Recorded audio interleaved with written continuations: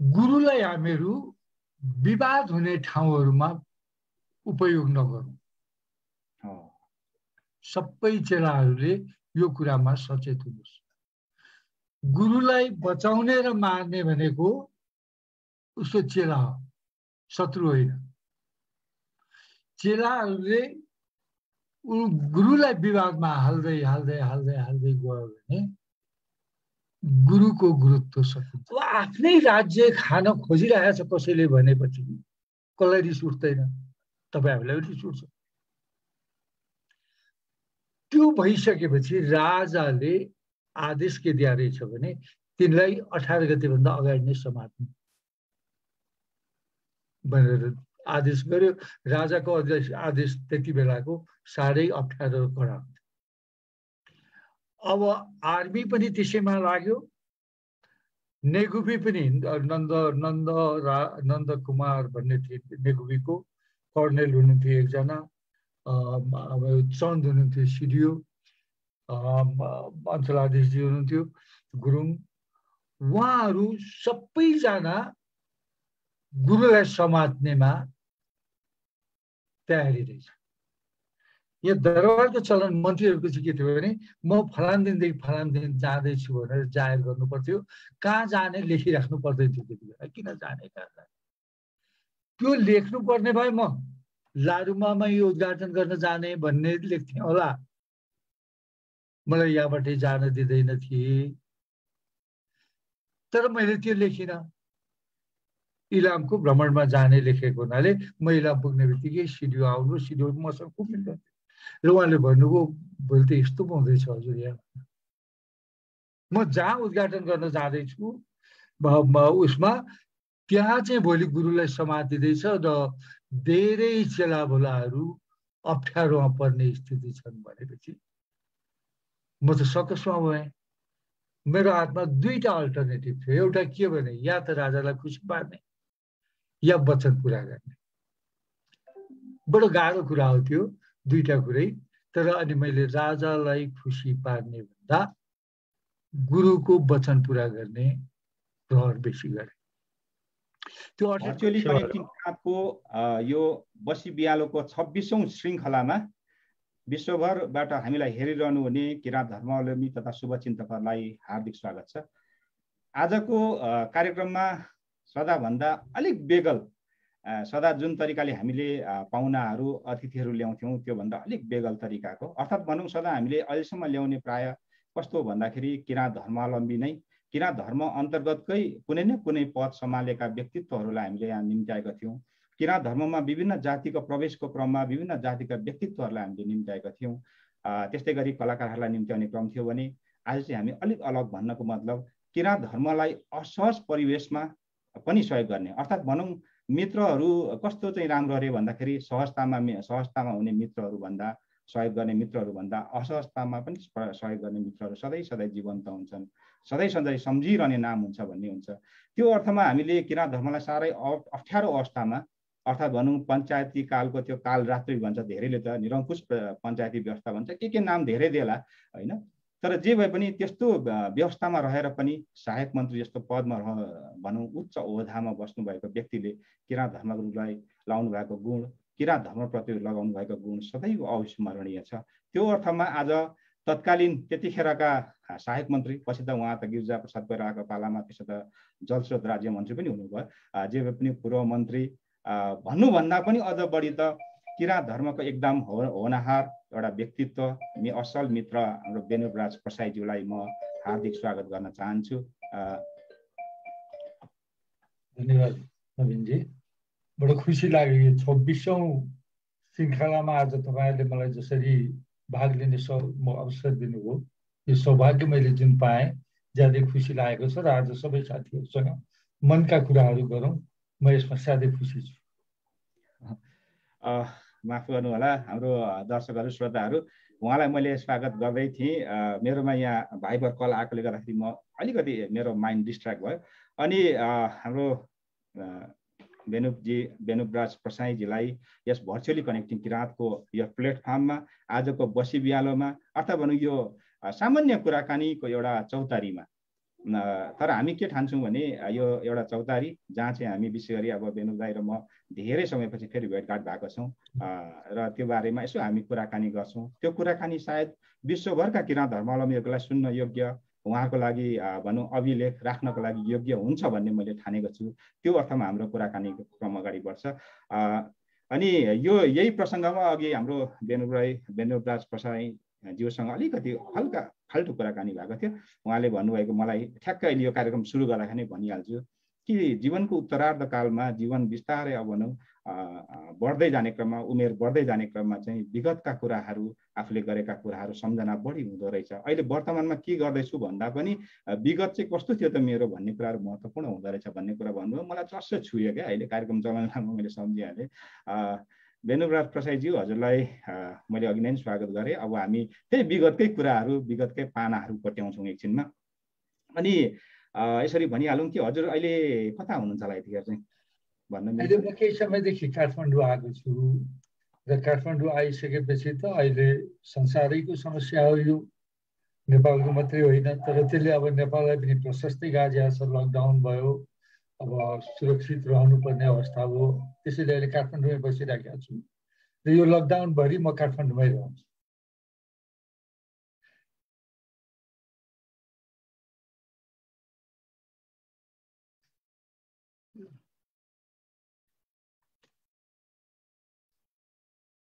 Hello, यहाँ अलिकति हजुरको मैले कुरा सुनिरहेको थिएँ, बेनुराज प्रसाद हजुरको कुरा मैले सुनिरहेको थिएँ। हजुर अनि यहाँनिर काठमाडौँको कुन ठाउँमा होला भन्नु मिल्छ यहाँनिर?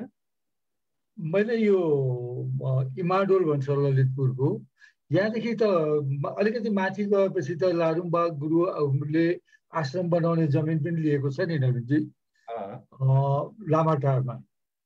त्यहाँ पुग्नलाई हामीहरूलाई करिब करिब 4 किलोमिटर पर्छ। यहाँ ग्वालकुबाट नजिकै हो।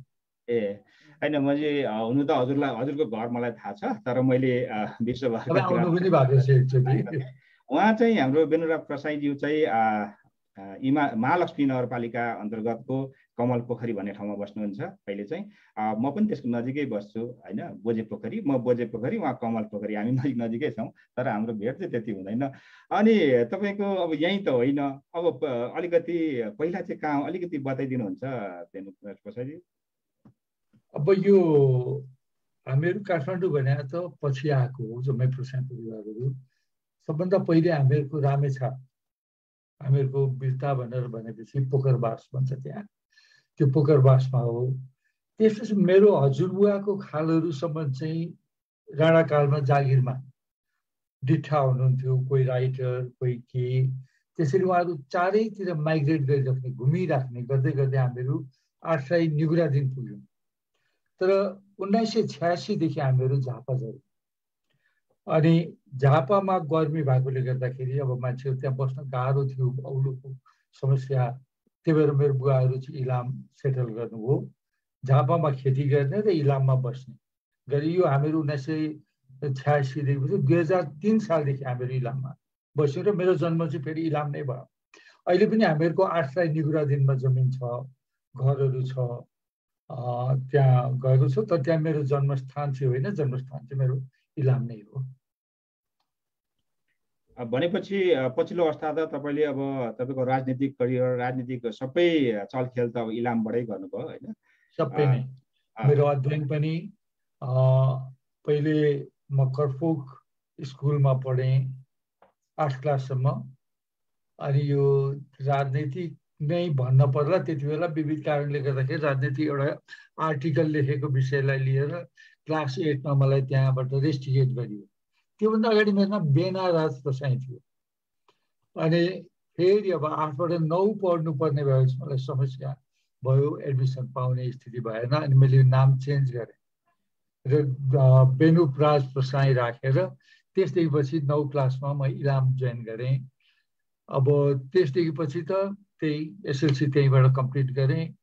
त्यसपछि एक्जाइल भयो, बनारस गएँ, फेरि जेल बस्यो। अनि निरन्तर जेल बनारस त्यस्तै चलिराख्यो। पछि म आएर अनि प्रधान पञ्च त्यही फेरि इलाम नगरपालिकामा नगरपालिकाको अध्यक्ष प्रधान पञ्च भएँ त्यसपछि। अब त्यहीँबाट त अनि राजनीतिक क्रम सुरु भइहाल्यो पदिएर। अब हजुरले प्रधान पञ्चको कुरा गर्दाखेरि मलाई पनि पुरानो याद सम्झना आयो कि त्यसो भए त जितपुरको इलामको जितपुरको प्रधान पञ्च धनबहादुर मरवाङ र उप प्रधान पञ्च घलिन्द्र बहादुर लिङ्गदेन चिन्नुहुन्छ? अब त्यो हेर्नु उहाँहरूको त्यो त असलबहादुर दाई भन्नुहोस्, धनबहादुर दाई, घलेन्द्र दाई, यिनीहरू भनेको त सँगै नै उनीहरू आएर उकालो चढ्दै चढ्दै पसिना पुसेर के छ भनेर चिया खाएर बजार जाने घर मेरो पर्यो। व्यक्तिगत सम्बन्ध पनि राम्रो। अब उहाँ जितपुर गएर त्यो पोखरीको डिलमा बसेर एउटा आनन्दको लाइफ बिताएर बस्ने ठाउँहरू पनि त्यहाँ, त्यो अनुभव मलाई छ त्यति बेलाको। उहाँसँग नजिकको सम्बन्ध हो त्यति बेला पनि।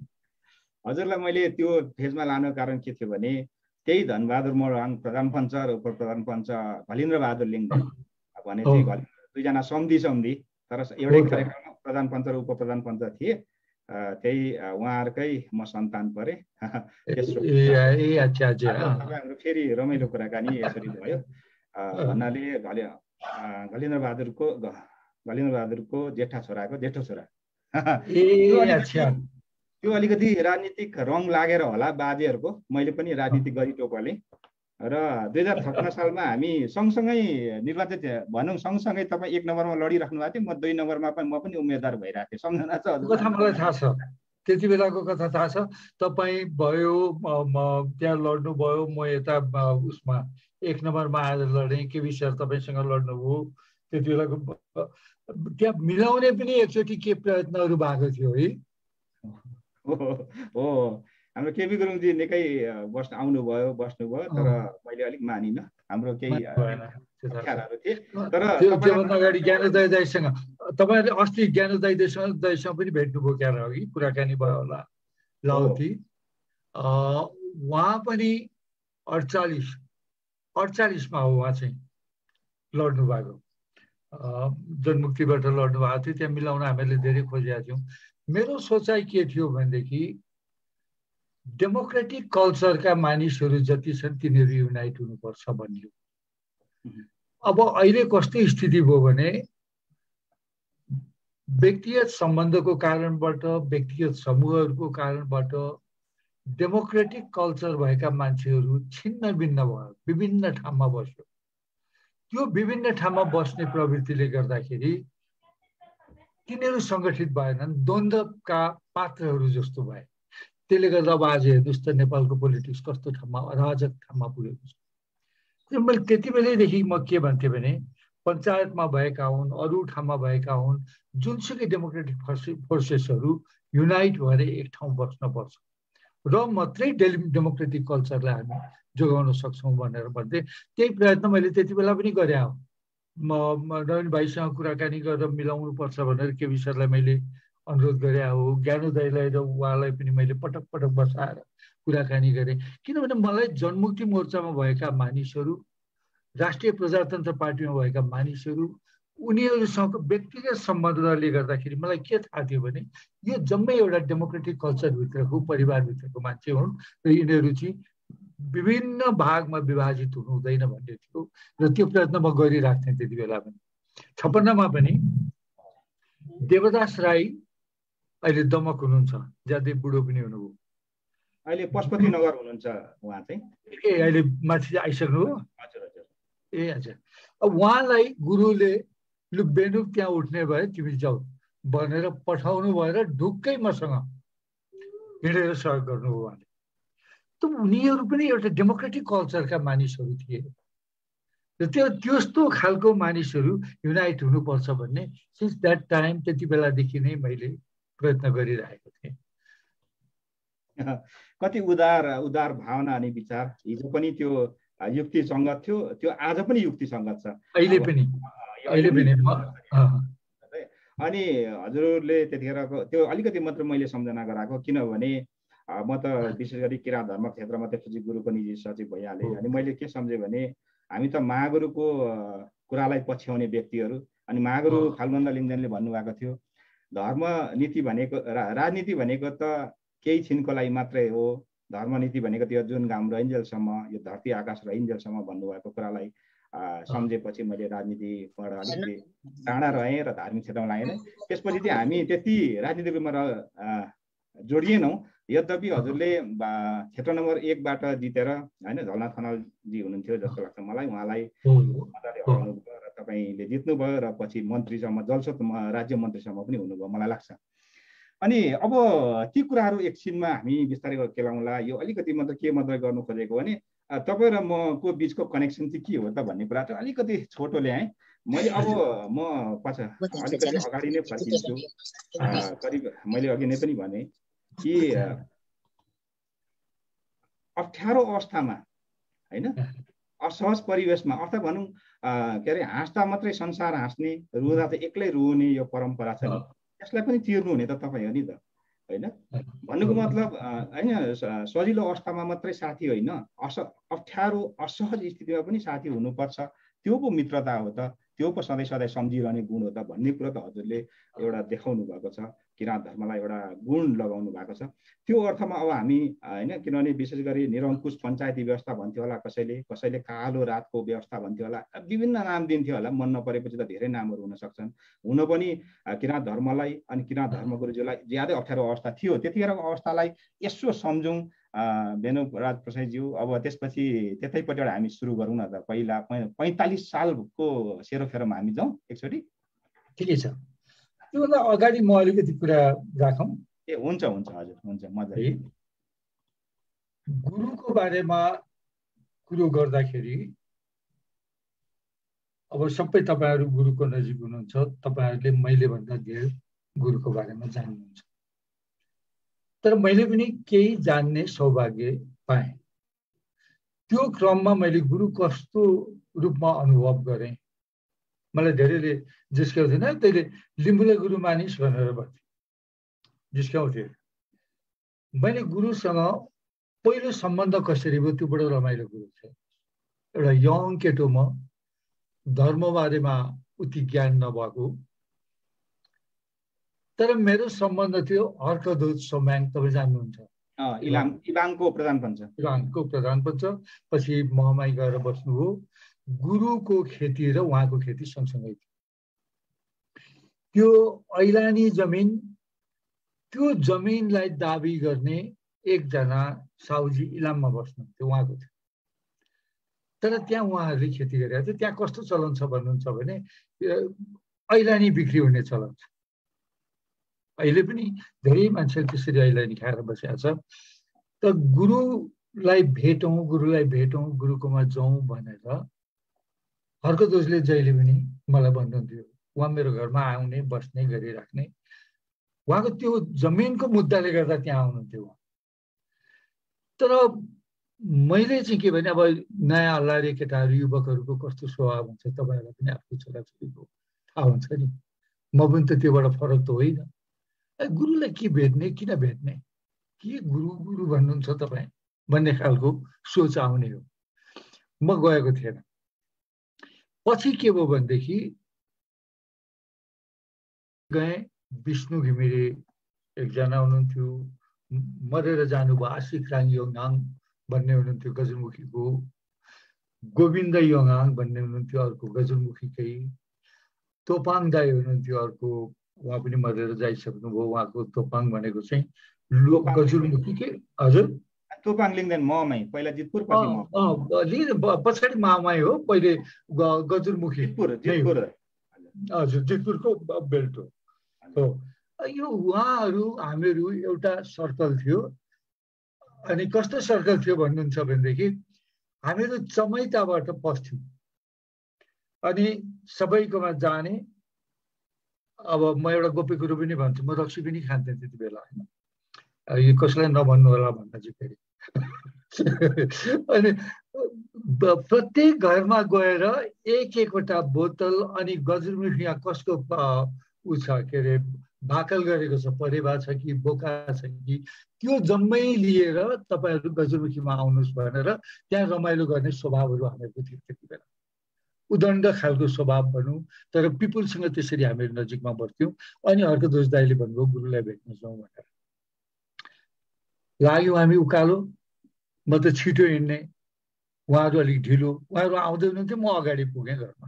सानो झुप्रो थियो, तपाईँहरू त्यो घरमा त अब सायद धेरै पुग्नु भएको पनि थिएन होला, अहिले त त्यसको रूप परिवर्तन भइसक्यो। अहिलेको लारुम्बा त्यो लारुम्बा होइन, त्यो बेग्लै लारुम्बा थियो। पहिरोको टाउकोमा अहिले जानेर त्यो सम्याएको छ, त्यो पछि सम्याएको हो, त्यहाँ एउटा सानो झुप्रो थियो, गुरु त्यहाँ बस्नुहुन्थ्यो। गुरु बाहिर बसिरहेको, मैले अनि म अगाडि पुगेँ, म 8मा बसेँ, गुरु त्यही नै हुनुहुन्थ्यो, मैले उद्दण्ड तालले गएर बसेँ। मलाई के अन्दाज छैन, गुरु भने भित्र हुनुहुन्छ, उहाँ आउँदै गर्नु होला, आउनु होला। उहाँसँग मैले बसेर कुरो पनि गरेँ। मसँग अर्को हर्कवीर भन्ने मेरो भाइ साथी थिए, अनि तिनी अलिकति पछाडि आइपुगेपछि अनि सेवाहरू भनेर उनले दर्शन गरे। दर्शन गरेपछि मलाई लाग्यो ए गुरु त उहाँ पो हो रहेछ। मैले के कल्पना गर्दा थिएँ, भित्रबाट गुरु आउने, भेरी सिम्पल युवक, गुरु हुने खालको मैले काहीँ पनि केही पनि स्वभाव देखिनँ। उहाँ शिष्ट, नम्र। मैले त गुरु भनेपछि अलिकति उपदेशका कुरा सुरु गरिहाल्ने, अलिकति गफसफ ठुलो ठुलो गर्ने भन्ने फिलिङ भएर जुन गएको थियो त्यो देखिनँ। अनि उहाँलाई पहिले त मैले अलिकति हेपेर कुरो गर्ने जस्तो पनि देखाएँ होला जस्तो लाग्छ आजकल मलाई। म चाहिँ धेरै जान्ने हो, गुरु त के पो जानेको होला र भन्ने खालको पनि लाग्यो। तर जब त्यसको पछि हामीले 3-4 घन्टा बितायौँ, यो ईश्वरको अनुग्रह हो, उहाँ र मेरो मेल गरायो। उहाँमा भएको डेप्थ, उहाँमा भएको क्षमता त्यति बेला मैले बुझेँ।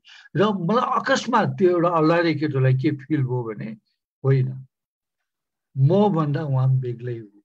पहिले मभन्दा बेग्लै हो भन्ने त मलाई लागेको थियो, तर मभन्दा तलको हो भन्ने लाग्यो।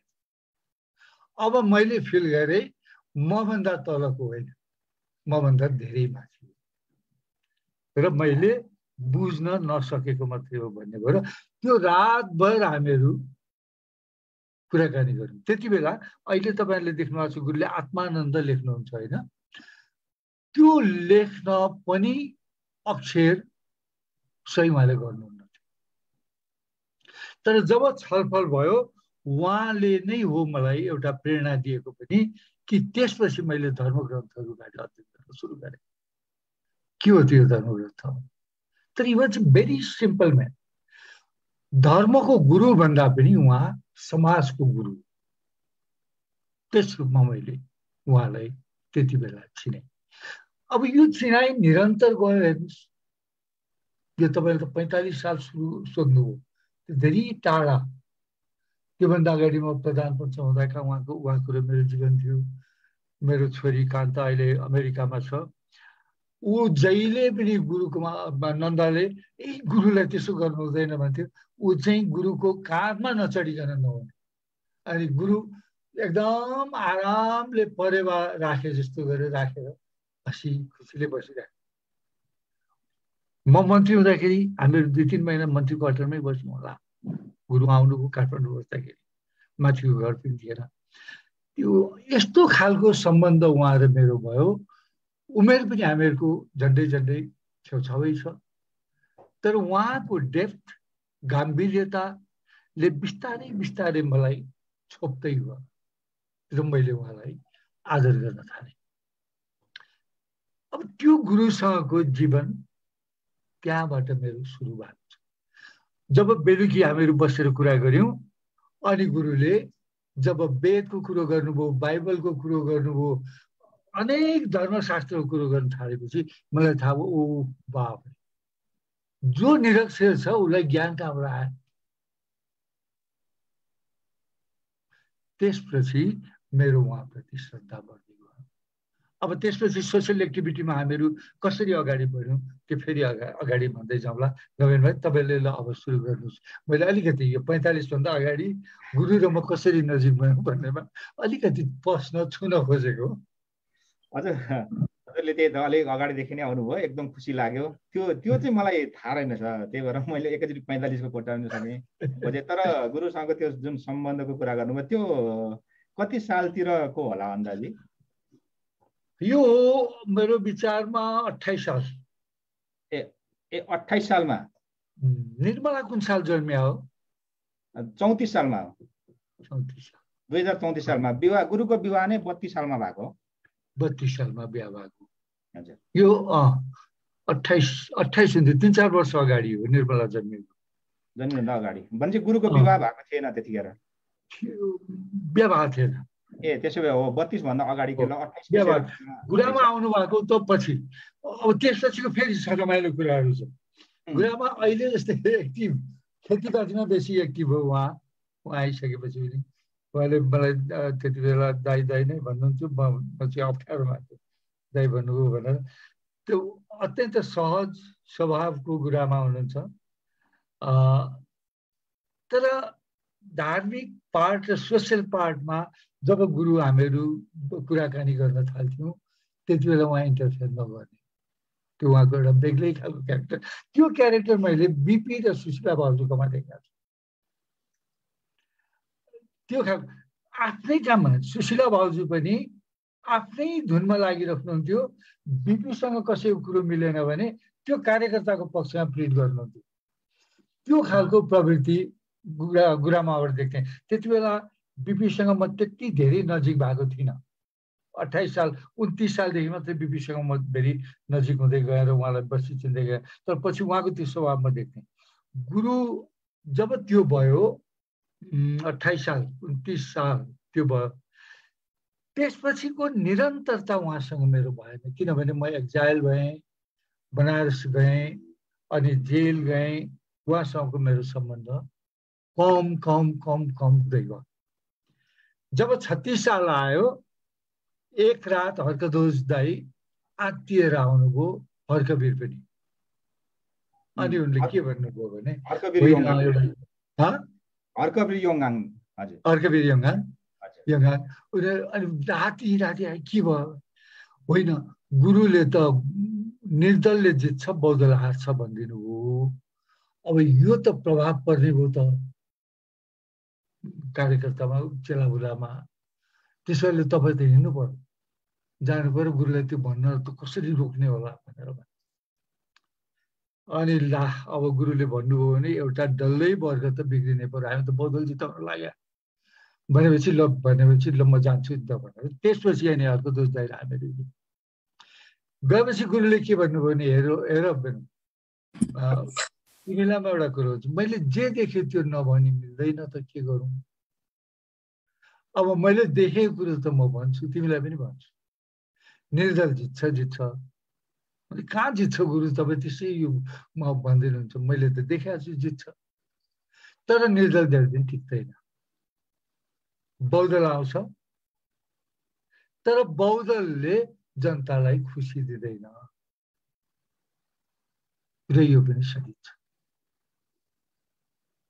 धेरै मान्छे पो मर्छन् त, उहाँ त अत्यन्त मसिनो स्वरमा अनि साधारण रूपले भन्नुहुन्छ नि भनेर उहाँले भन्नुभयो। यो हर्कवीर पनि छन् त्यहाँ, हर्कदूत छ, नेबर्स गुरुङ भने केविसरको भाइ, यति हामीले 3-4 जना गएको छ। गुरुले त्यो नभनेपछि मैले त्यसो भने गुरु त्यसो भएदेखि तपाईँले देखेको कुरा आदि नभनिदिनुहोस्।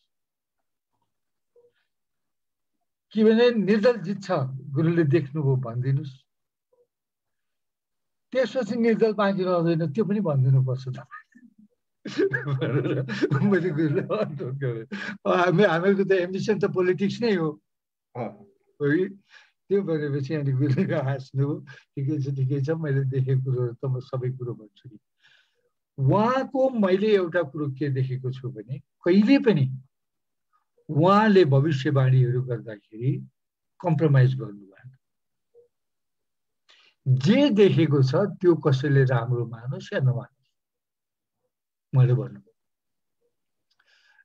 कहिलेकाहीँ रमाइलो लाग्थ्यो गुरुको त्यो लाडुम्बाको त्यो अहिले जहाँनिर मुजुर छ नि, अहिले तलतिर मुजुरको गोठ छैन, त्यो चाहिँ मुनि पहिरो जाने थियो पाङ्खर। कति बेला खस्छ जस्तो थियो। एक दिन गुरुकोमा म र हर्कवीर गयौँ, उकालो गएको त्यही पसिना लफ लफ भएको थियो, हामी गर्मी भयङ्कर। अनि त्यहाँ पुग्यो यस्तो गुरु धागो टाङ्दै हुनुहुन्छ रहेछ, बाँसको किला गाडेर धागो टाङ्दै हुनुहुन्छ।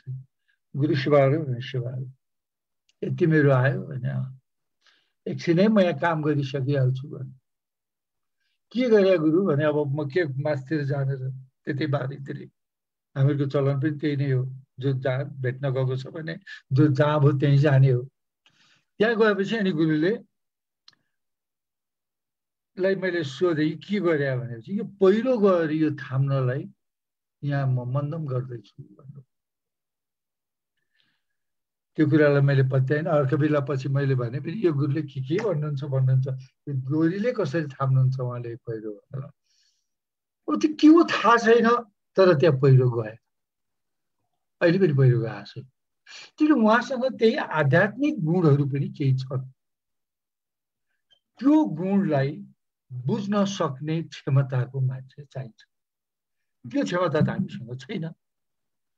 त्यसैले हामीहरू धेरै प्रश्नहरू उब्जिरहेको छ। अहिले पनि म धेरै प्रश्नहरू उठेको देख्छु। गुरुलाई नमान्ने किरात के हो, किरात राई भनेको जात हो कि पदवी हो कि किरात धर्म के हो, यो परम्परा पद्धति पूजा पद्धतिहरूमा जुन परिवर्तन छ यो ठिक हो कि होइन भन्ने विवादहरू देख्छु। तर मलाई के लाग्छ, मैले धेरै ठाउँ लेखेको पनि छु भने पनि छु कि यो जुन विवाद छ गुरुसँगै बसेर सल्टाउन खोज्यो भने यसले यो धर्म मान्नेहरूमा द्वन्द्व जन्मिँदैन। द्वन्द्वको परिणाम के हुन्छ? ज्योतिनन्द जब आउनुभयो गुरुकै चेला भएर आउनुभयो, पछि जब द्वन्द्व भयो, त्यो द्वन्द्व पछि न ज्योतिनन्दलाई कल्याण गर्यो न गुरुलाई नै नाम। किनकि यो द्वन्द्वहरूलाई बसेर सल्टाउनु पर्छ भनेर मैले त्यति बेला पनि भन्थेँ। तर यो गुरुमा छ र त्यसलाई बुझ्न सक्ने क्षमताहरू चाहिन्छ। नवीन भाइ अरू प्लिज। म त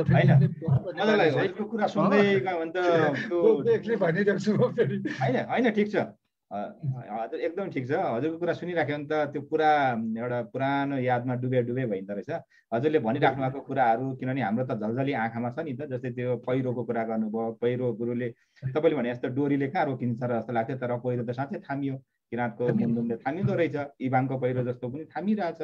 उहिले अब अहिलेको मात्रै के कुरा र महागुरु फलन्दको पालामा पनि त्यही पहिरोकै कुराहरू होइन, माथि 5 थरमा विभिन्न ठाउँमा पहिरो थामिएकै छ। अब यो प्रसङ्ग फेरि धेरै छ। तर अब गुरुसँग बिताएका क्षणहरू तपाईँको कुरा मात्रै गऱ्यो भने साह्रै धेरै छ, सायद यो कार्यक्रममा सकिँदैन पनि होइन। यो अघि त अब कस्तो भन्दाखेरि गुरुसँग बिताएका रमाइला क्षणहरू थिए भनेको मतलब गुरुलाई एउटा अलिकति मैले यसलाई यसबाट एउटा मात्रै कुरा के लिन खोजेँ भने गुरुलाई गुरुको रूपमा तपाईँले कसरी चिन्नुभयो भन्ने कुरा चाहिँ आयो यसबाट, चाहिँ साँच्चै नै आयो होइन। अरूले पनि चिन्नुपर्छ यो अर्थमा भन्ने कुरा तपाईँले जुन व्यक्त एउटा भावना अन्तर्हृदयबाट दिनुभयो त्यो अहिलेको मुख्य पाठ हो। अहिलेको अगाडिको जति अन्य कुराहरू त तपाईँको सम्बन्धका कुराहरू थिए। अब मैले अब अलिकति किनभने भरे समयले नपुग्ला होइन, मैले अघि भने नि पछि हाम्रो कार्यक्रम चाहिँ के छ भने पछि गुरु गुरुआमाको जीवनीहरू लेख्ने योजनामा छौँ हामी। त्यसले गर्दाखेरि पछि हामी कुनै दिन बसेर दाजुभाइ लामो कुराकानी गर्छौँ होइन, त्यो फाल्टै हुनेछ।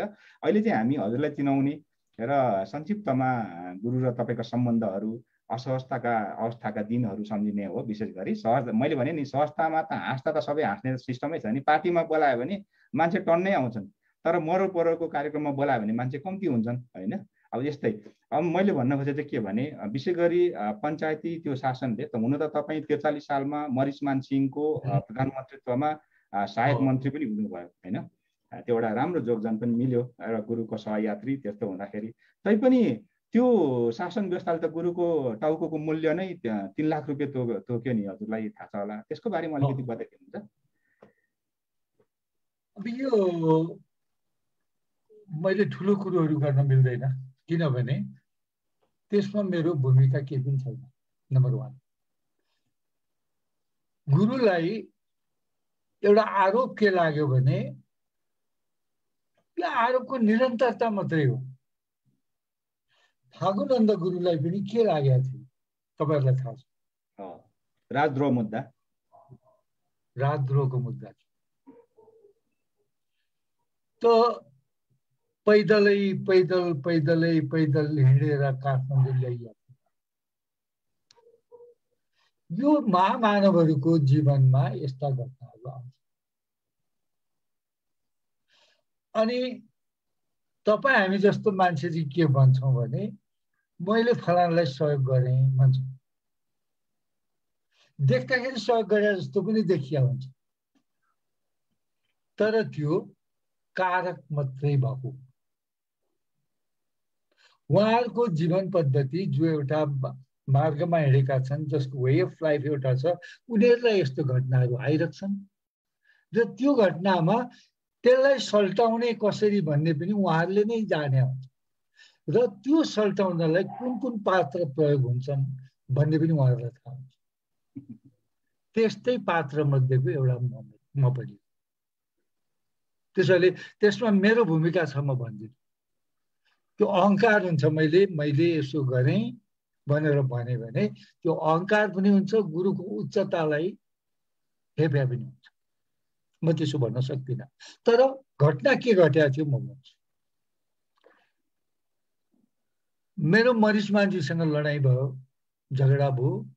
अनि झगडा भएपछि राजनीतिक कुरामै, झगडा भनेको कुटाकुट खालको होइन, वैचारिक विवाद भयो। विवाद भएपछि म गएपछि अनि एट द मोमेन्ट लारुममा जाने सोच आयो। म राष्ट्रिय पञ्चायत सदस्य मात्रै थिएँ, मन्त्री भएको छुइनँ। अब यो कुरो तपाईँहरूलाई अर्कोविदहरूलाई सोध्नुभयो भने उनीहरूलाई थाहा हुन्छ, केयर सिंहलाई थाहा हुन्छ उनीहरूलाई। अनि गुरुले के भन्नु भने म पुगेपछि त्यही डिलमा बसेँ। अब त्यहाँनिर बसेपछि गुरुले भन्नु, ए बेनु मैले त अस्ति भर्खर एउटा सपना देखेको छु, तिमीलाई त मैले यसो तानेर हेलिकप्टरमा चढाइदिएको छु, तिमी मन्त्री हुन्छ होला है भन्नुभयो। मैले भने होइन मेरो त्यो नहुने कुरा हो, म उहाँ मरिसमासँग लडाइँ त परेर आइरहेको छु, म कुरो नमिलेर म कहाँबाट मन्त्री हुन्छु भनेर भने। त्यसपछि म जिल्ला घुम्दै थिएँ। म नयाँ बजार पुग्दाखेरि म मन्त्री भएको थाहा पाएँ। त्यही पिरियडमा अनि उहाँले के भन्नुभयो भने यसपालि मङ्सिर 18मा तिमी यहाँ भाग लिनुपर्छ है, आऊ भन्नुभएको थियो र म आउँछु भनेर मैले कमिट गरेको थिएँ। तर राष्ट्रिय पञ्चायत सदस्य बेनुपलाई उहाँले बोलाएको थियो, म मन्त्री बेनुप भयो, तर मैले आउँछु भन्ने वचन दिए हुनाले म त्यहाँ जाने भएँ। त्यही परिस्थितिमा के भएको रहेछ भने, अब यो भित्री कुरामा म पस्दिनँ है, म सर्फेसियल मात्रै अलिकति कुरा भन्छु। के भने केही मानिसहरू त्यो किराँत भाषाको प्रेस स्थापनाको काममा दुरुपयोग गर्ने मानिसहरू थिए, को म भन्दिनँ। तिनीहरूले दरबारमा राजालाई लगातार के कुरो पुर्याउँदो रहेछन् भने मङ्सिर 18 गते चाहिँ आत्मानन्द लिङ्गदेनले आफूलाई राजा घोषित गर्छ र पूर्वाञ्चलमा राजा घोषित गर्ने भने सरकार यो हजुरमाथिको अपराध हो र त्यो मान्छेलाई त जसरी पनि समात्नुपर्छ भनेर राजाकोमा नजिक भएका को मानिसहरूबाट राजाको कानमा पटक पटक त्यो कुरा पुग्ने। अब आफ्नै राज्य खान खोजिरहेछ कसैले भनेपछि कसलाई रिस उठ्दैन? तपाईँहरूलाई रिस उठ्छ। त्यो भइसकेपछि राजाले आदेश के दिया रहेछ भने तिनलाई 18 गतेभन्दा अगाडि नै समात्नु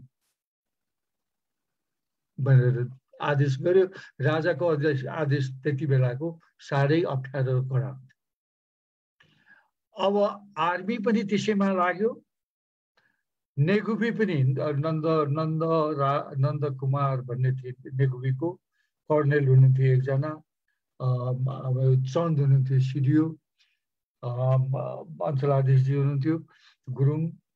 उहाँहरू सबैजना गुरुलाई समात्नेमा तयारी रहेछ।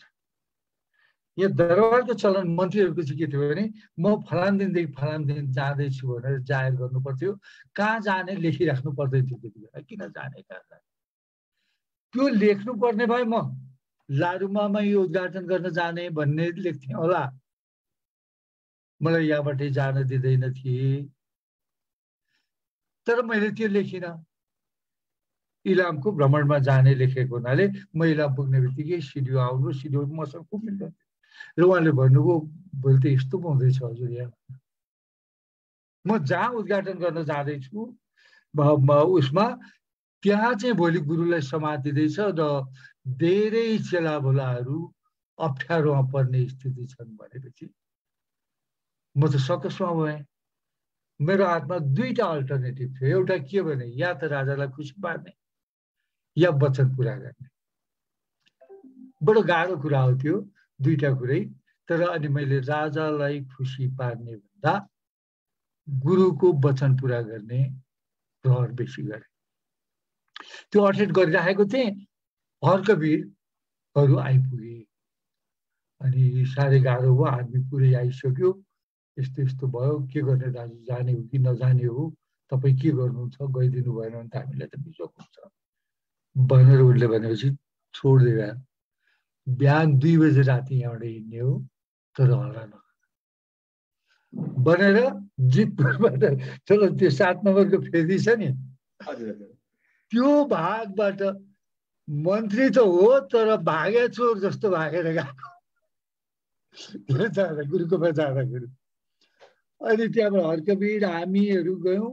अनि तल निक्लिएर अनि त्यहाँबाट गुरुकोमा पुग्दाखेरि नेगुबीवालाले मलाई देख्यो, ल्यापै बसिरहनु भएको थियो। अनि मैले पञ्चायत स्थानीय विकास मन्त्रालयले नै आर्थिक सहयोग गरेर 1 तलाको टिनको घर भर्खर बनाएको थियो त्यहाँ आश्रममा, हामीहरूले मन्त्रालयबाट गरेका थियौँ गुरुको निमित्त भनेर। त्यो घरको माथिल्लो तलामा टिन छापेको थियो। अहिले जुन घर छ नि त्यही घर हो त्यो टिनको।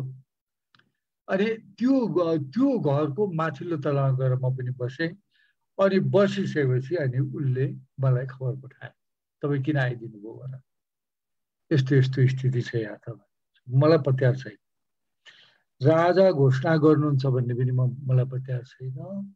मेरो 10-12 वर्षको सम्बन्ध हो। उहाँ राजा पनि हुने होइन, उहाँ समाजसेवी हो। त्यसैले गर्दा समाजसेवीको हैसियतले उहाँले आफ्नो भविष्यवाणी गर्नुहुन्छ, चेलाबुलालाई तिमीले यसरी जाऊ भनेर। यस्तो कार्यक्रम मैले पहिले पनि एटेन्ड गरेको छु। पहिले तपाईँ माथि कसैले रिपोर्ट गरेनन्, तर मङ्सिर 18 गते यो गर्ने त पहिलेदेखि थियो नि त। गुरुको त्यो थियो, फेरि गर्नुहुन्थ्यो। अनि भविष्यवाणी त्यो दिन हुन्थ्यो, राति 12 बजेतिर भविष्यवाणी हुन्थ्यो। अनि त्यो यो मात्रै हुन्छ भनेपछि अनि तपाईँ चाहिँ गइदिनुहोस् भन्ने कुरो गरेँ। म त जाँदिनँ भनेपछि फेरि यहाँ माथि जाए। एउटा राम्रो पक्ष त्यति बेलाको के छ भने राजा यस्तो कुराहरूमा निरन्तर सम्पर्कमा आफै बस्ने राजा वीरेन्द्र। अनि जब म गएको छु भनेपछि यहाँ त के थियो भनेदेखि म काङ्ग्रेस पार्टीबाट उम्मेदवार भएर जितेर आएको हुनाले राजाको पनि मसँग राम्रो दृष्टिकोण थिएन र न मलाई मन्त्री दिएको थिएन पहिले। त्यो खालको स्थिति थियो नि।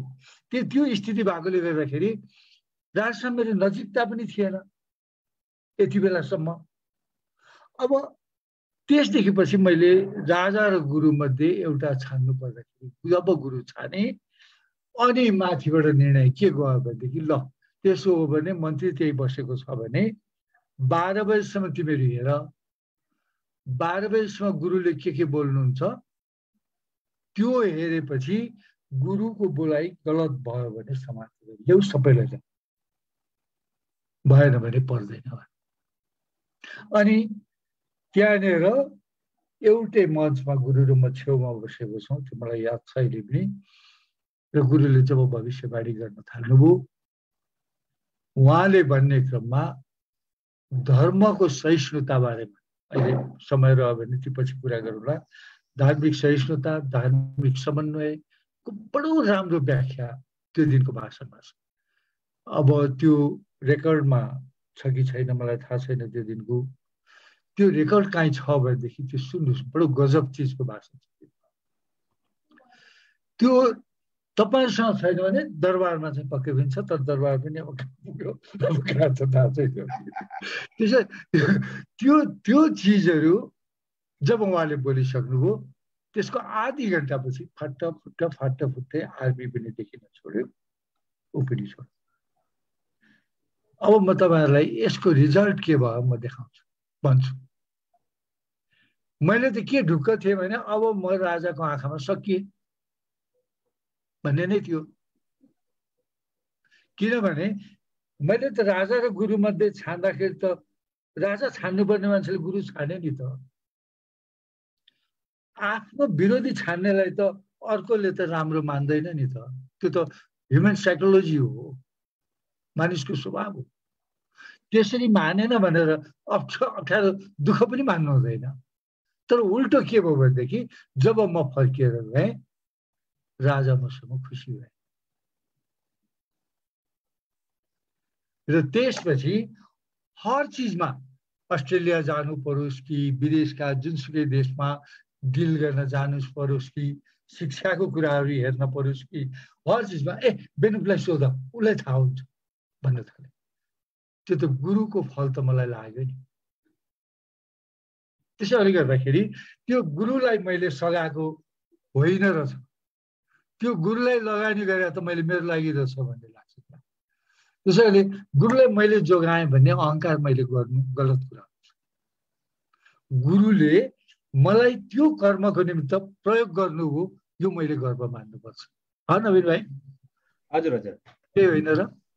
होइन हजुरको यो त अब अहिले यो सुनिरहँदाखेरि हजुर अलिकति पछाडि बेनुप दाइ पछाडि सर्दिनुहुन्छ कि त्यो आधा आधा काट्यो, माथि काट्यो। म गफ गर्दाखेरि यस्तो भयो, यो इमोसनली एट्याचमेन्टको कुरा भयो नि त। अब त्यो गर्दै जाँदाखेरि दिन्छ अनि त्यस्तो यो यादै पनि हुँदैन कि मलाई पनि यादै भएन, हेर्दै भएँ। तर हजुरको कस्तो उदार अनि त्यसपछि एकदम महान विचार आयो कि अहिले गुरु र राजा छान्दाखेरि को छान्ने। आज त्यो भोलि पनि होइन कसैको लागि त्यो महत्त्वपूर्ण कुरा होला। पार्टी र यहाँ त के छ भने अहिले पार्टी र गुरुको छान्दाखेरि को छान्ने होइन। अब त्यसले गर्दाखेरि हजुरले त्यो साह्रै राम्रो महत्त्वपूर्ण कुरा गर्नुभयो र त्यो अर्थमा तपाईँले गुरुलाई छान्नु भएछ एउटा होइन। तपाईँले त अनि अर्को एउटा कुरा रमाइलो गर्नुभयो कि मैले गुरुलाई सहयोग गरेको होइन। वास्तवमा त्यो अर्थमा चाहिँ हामी पनि के भन्छौँ भने गुरुहरू होइन विशेष गरी अवतारी व्यक्तित्वहरू जो महान व्यक्तित्वहरू हुन्छन्, ईश्वरीय व्यक्तित्वहरू हुन्छन्, उहाँहरू चाहिँ यो पृथ्वी लोकमा आउनु हुँदाखेरि पहिला नै उहाँहरूको सहयोगीहरू चाहिँ को हुन्छन्, कुन कुन क्षेत्रमा हुन्छन् भन्ने कुरो पहिल्यै तयार भएको हुन्छ अरे के। त्यो अर्थमा हजुर पनि पहिल्यै तयारी हुनुभएको थियो होला जस्तो लाग्छ। किनभने 43 सालमा तपाईँ सहायक मन्त्री हुनु भनेको पञ्चायत तथा स्थानीय विकास मन्त्री हुनुभयो, स्थानीय विकास सहायक मन्त्री हुनुभयो। त्यो भनेको त्यो त्यसरी नै भएको। जबकि गुरुले अघि नै हजुरले अलिकति सम्झाउनु भयो 36 सालमा गुरुले त बोलिसक्नु भएको थियो नि त यसपालि निर्दलीय जित्छ, तर यसको आयु लामो छैन, 10 वर्षपछि त बहुदलले जित्छ है त भनिसक्नु भएको थियो। तपाईँले पनि भन्नुभयो। फेरि तपाईँ निर्दलको आफै नेता, फेरि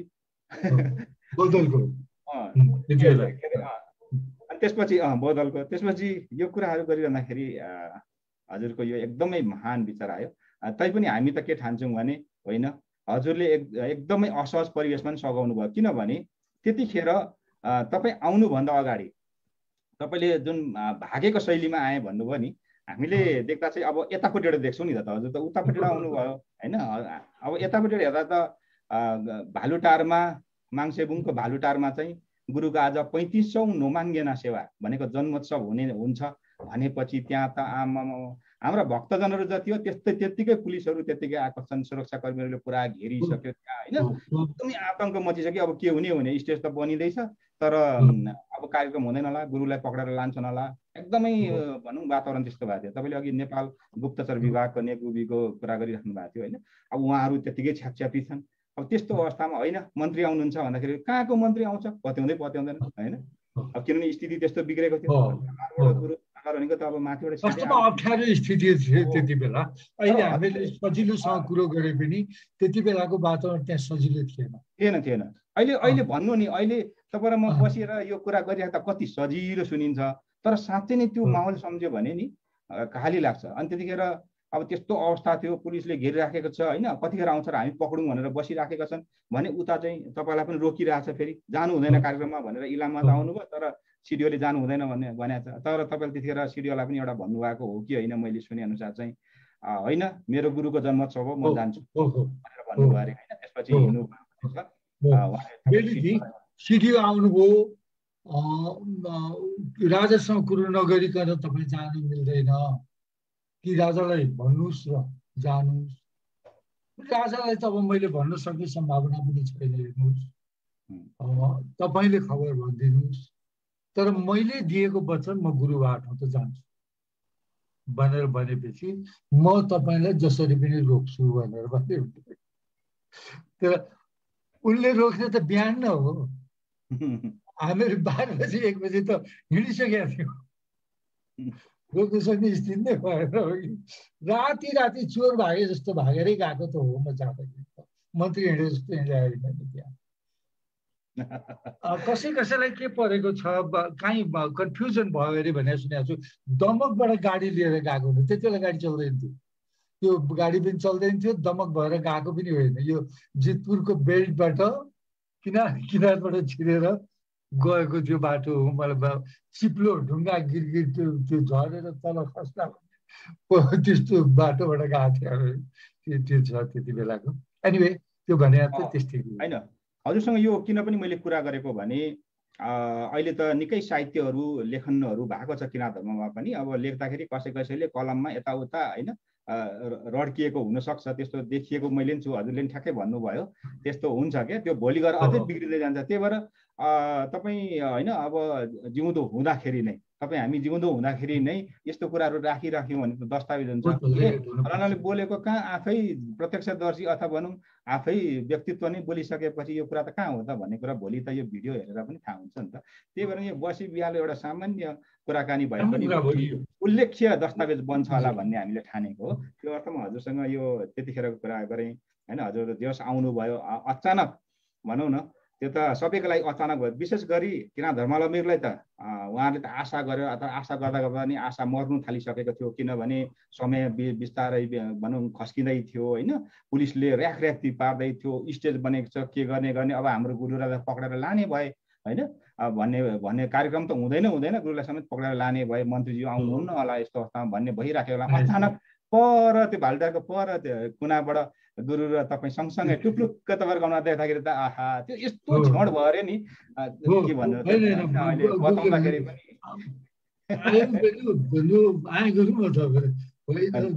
आउँछु भन्ने मलाई त लागेको थियो कि उहाँको हँसाइ बेग्लै छ नि। फेरि आरामले मजाले खुला मनले मस्त हाँस्नुभयो गुरु पनि कुरामा पनि रमाइलो थियो। एनिवे गुरुलाई तपाईँहरूले धेरै बुझ्नु भएको छ, मैले कम। नम्बर 1 गुरुलाई म सोसियल रिफर्मरको रूपमा बेसी बुझ्छु। अब त्यसमा पनि सोसियल रिफर्मर भने त अर्काको लागि बाँच्ने मान्छे हो। एकछिन दैविक कुरालाई छोडिदिनुहोस्, दैविक कुरा छँदैछ, त्यो आफ्नो ठाउँमा छ। दैविक कुराको त कस्तोसम्म मलाई अनुभव छ भने उहाँको अनुहारको रङ र आकृति पनि समयसँग परिवर्तन भएको फिल गरेको छु। तपाईँ नजिक बस्नेले झन् धेरै बुझ्नु भएको छ। त्यो दैविक कुराहरू बेग्लै पार्छन्, यसपट्टि बेसी छलफल गर्नु पनि हुँदैन। तर सामाजिक पार्टमा तपाईँले हेर्नुभयो भने गुरुको एउटा योगदान अहिले गुरुको आलोचना गर्नेहरूले पनि त मान्न पर्छ। श्रीजङ्ग लिपिलाई नेपालमा प्रवेश गराउन त गुरुको योगदान त कसैले म्यानेज गर्न सक्दैन। त्यसलाई प्रिन्टिङमा ल्याउने काम त उहाँले नै गर्नुभयो। त्यो कुरोलाई त कसैले नजरअन्दाज गर्न सक्दैन। एउटा डुब्दै गएको लिपिको पहिचान स्थापित गर्नलाई जुन योगदान उहाँले दिनुभयो त्यो त चान्चुन योगदान थिएन नि। अब बिहाइन्ड द स्क्रिन त्यो कुरामा सहयोगी हुन हामी पाएको थियौँ। पहिलो पुस्तक जुन छापियो किराँत भाषाको श्रीजङ्ग लिपिको, त्यो अस्ति मैले इलाममा जाँदै देखेको थिएँ। 30-40वटा कपी अहिले पनि मेरो घरमा छ। त्यो पहिलो प्रिन्ट गरिसकेपछि गुरुले मलाई के भन्नुभयो भने लिम्बू भाषा अब पढाउनु पर्छ भन्नु पर्यो। त्यति बेला स्कुलहरुमा लिम्बू भाषाको पढाइ दिया थिएन। अब नदिएकोमा अनि कुराकानी गर्ने कुरो भयो। मैले कुरो गरेपछि म संजोगले त्यति बेला शिक्षा हेर्नलाई पनि परेँ। काठमाडौँमा केशर विष्ट मन्त्री हुनुहुन्थ्यो र अनि कन्भिन्स गर्दा गर्दा तर्क वितर्कहरू भयो, धेरै कुरा भयो। धेरैवटा भाषाले यो माग्यो भने के गर्ने भन्ने कुराहरू भयो। अनि अन्त्यमा निर्णय भयो ल एउटा क्लास चाहिँ यो लिपि पढाउन त भन्ने निर्णय। अब अहिले के गर्दा भतिजो छ मेरो एउटा होम भन्ने जितपुरकै लिङ्गदेन, अहिले के मास्टर थिए, अहिले के गर्दैछ पनि। होम लगायत 7 जनालाई शिक्षक भर्ना गरेर, द्याट वाज मी, मेरै पालामा हो तिनीहरू शिक्षकमा भर्ना भएको, र भर्ना गरेर लिम्बू भाषा पढाउने जिम्मा दियो। पछि त यिनीहरूले पनि छोड्यो लिम्बू भाषा पढाउन। यिनीहरू नै भाषा जान्दैन थिए, श्रीजङ्ग लिपि जान्दैन थिए। त्यही भाषा पढेर त्यो पढाउन सुरु गरे। तर गुरुको माग के थियो भने स्कुलै बेग्लै चलाउने। अनि गुरुलाई हामीले कन्भिन्स के गर्यौँ भने गुरु यो स्कुल बेग्लै कुरो नगर्नु भयो। किनभने एउटा समाजमा मिक्स सोसाइटी छ, डिफ्रेन्ट कास्ट छ। त्यस्तो ठाउँमा स्कुलै खोल्यो भने त्यो लिम्बू स्कुल चल्न सक्दैन। त्यसैले गुरुले भन्नुभयो हामी पुरा गर्छौँ यो, तर के गर्ने भने एउटा स्कुलमा एउटा क्लास चलाउँ। जितपुरमा चलाएको थियो मलाई याद छ, धुसेनीमा चलाएको थियो मलाई याद छ, आमचोकमा चलाएको थियो, गजुरमुखीमा चलाएको थियो। 7वटा स्कुलमा। होमलाई थाहा, यो चाहिँ फेरि होमलाई बेसी थाहा छ किनभने तिनी नै मसँग काम गर्थ्यो। होमले नै यो भाषाहरू सम्बन्धी स्कुल चलाउनेमा यिनीहरूलाई नै मैले चतुर्फ्याक भन्ने थियो एउटा धुसेनीमा, छोरो आजकल कहाँ पुगेको छ थाहा छैन, यी भतिजहरू थिए र यिनीहरूले नै गर्थे। अब त्यसरी त्यो स्कुल चलाइयो। तर के भयो भनेदेखि पछि लिम्बूकै छोराछोरीहरू पनि त्यो भाषा पढ्न आए। त्यसपछि त्यो क्लासहरू बन्द। तर त्यसको बावजुद लिम्बू भाषाको पठन पाठनको एउटा युग त गुरुले सुरु गर्नुभयो नि।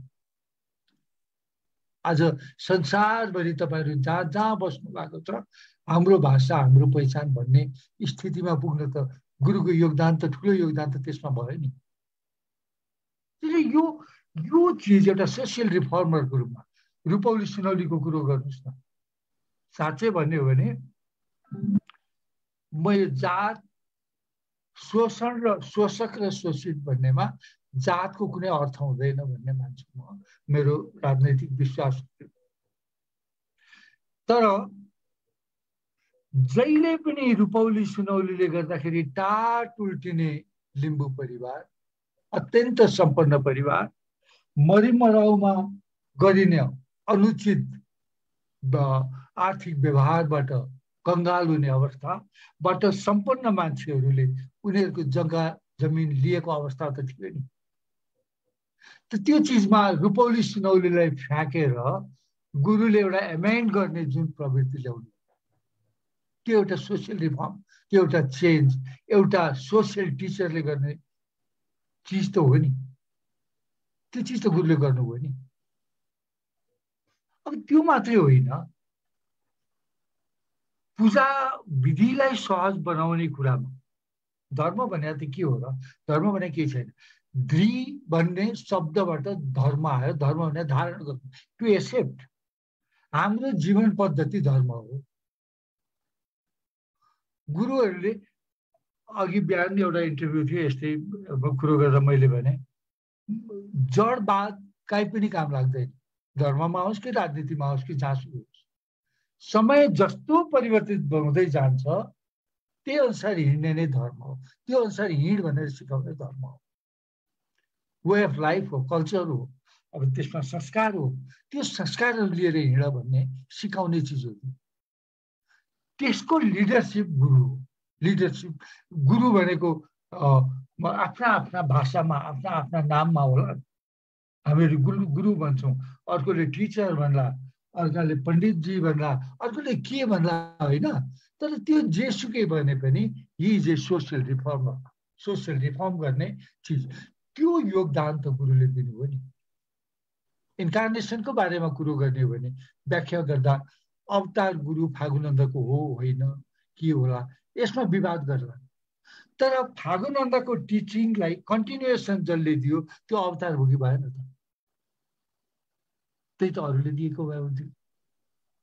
त्यसैले यो सोसियल रिफर्मरको रूपमा गुरुले जुन जति काम गर्नु भएको छ त्यसलाई फैलाउनु भयो अल ओभर द वर्ल्ड भने। अस्तिको कुरा एक्चुअली म गएको थिएँ, गुरुले मलाई भन्नुभयो बेनु म अस्ति दानाबारी गएर आएँ नि, तिमीलाई थाहा छ? थाहा थियो गुरु जानुभयो भने। मैले त्यहाँ शिवजीको मन्दिरमा सहयोग पनि गरेर आएँ भनेर भन्नु। त्यो शिवजीको मन्दिरमा पैसा हुनेले जसले पनि त सहयोग गर्छ नि। तर गुरुले शिवजीको मन्दिरमा सहयोग गरे भने के हो?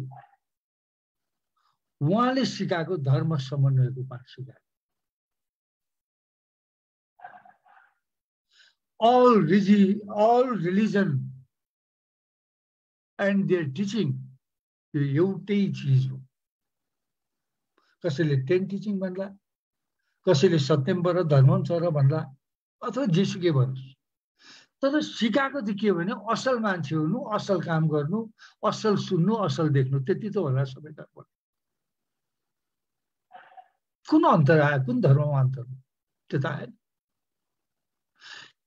त्यो असल सिकाउने पात्र नभएदेखि म एउटा ब्राह्मण एउटा लिम्बूलाई किन गुरु माने होला? त्यो किनभने उहाँमा एउटा ब्राह्मण भन्दा विशिष्ट संस्कार भयो, त्यस कारण गुरु माने।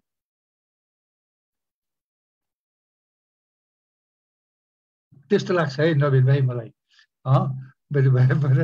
त्यसैले लर्ड थिङ्स जसलाई उहाँले बाँड्नु भएको छ त्यो बाँडेको तपाईँ हामी सबैले पाएको छौँ, त्यस कारण उहाँलाई माने त हो नि। नभए जसलाई पनि त मान्दै हिँडिन्थ्यो नि, बाटो त कति भेटिन्छ। किन मान्दैन? किन मान्दैन भनेदेखि उसले तपाईँ र मसँग भएको भन्दा विशिष्ट केही दिएको छ।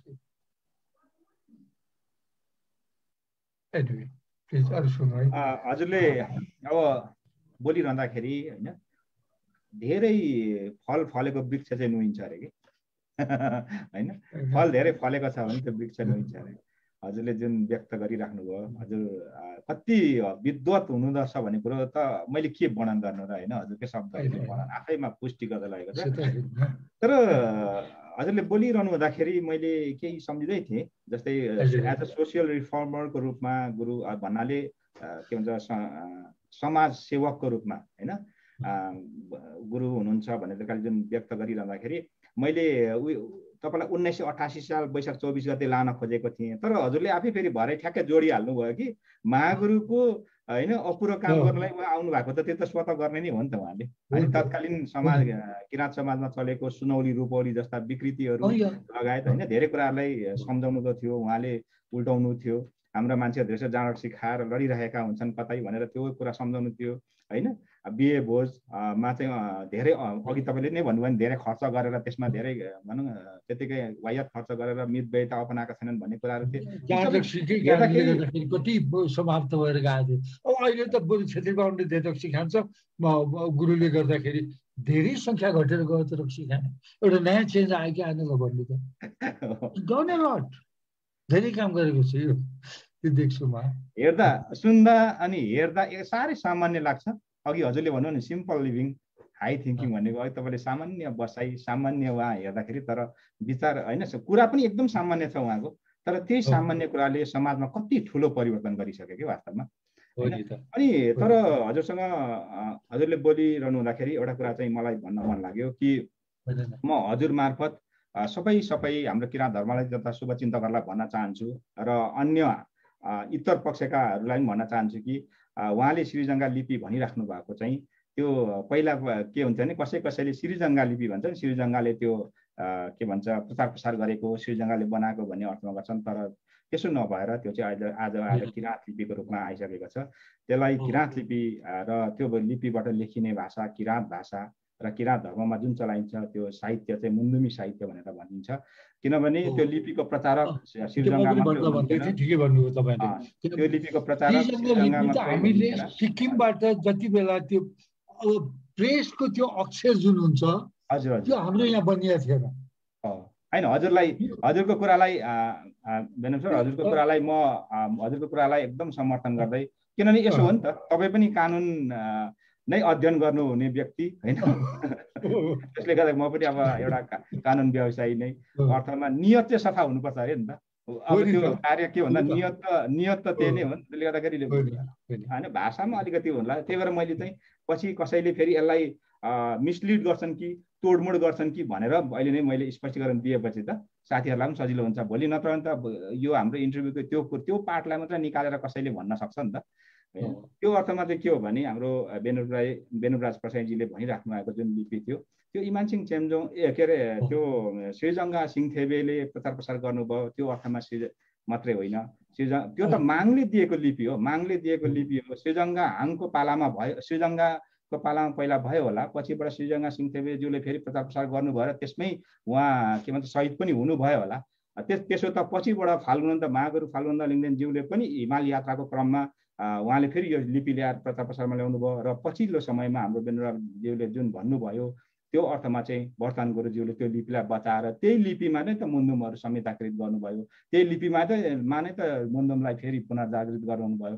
भनेपछि यो लिपिमा किराँत लिपिमा पनि उहाँको ठुलो योगदान छ भन्ने कुरो जुन भन्नुभयो त्यो मात्रै होइन, हजुरले ठ्याक्कै कुरा उठाउनु भएको एकदम राम्रो संस्मरण गर्नुभयो। हुन त हाम्रो यो जुम भर्चुअल बैठकमा पनि अहिले एकजना व्यक्ति त यहीँ हुनुहुन्छ, किराँत प्रिन्टिङ प्रेससँग सम्बन्धित व्यक्ति यहीँ जोडिएर तपाईँलाई हेरिराख्नु भएको छ, युकेबाट हुनुहुन्छ उहाँ चाहिँ होइन।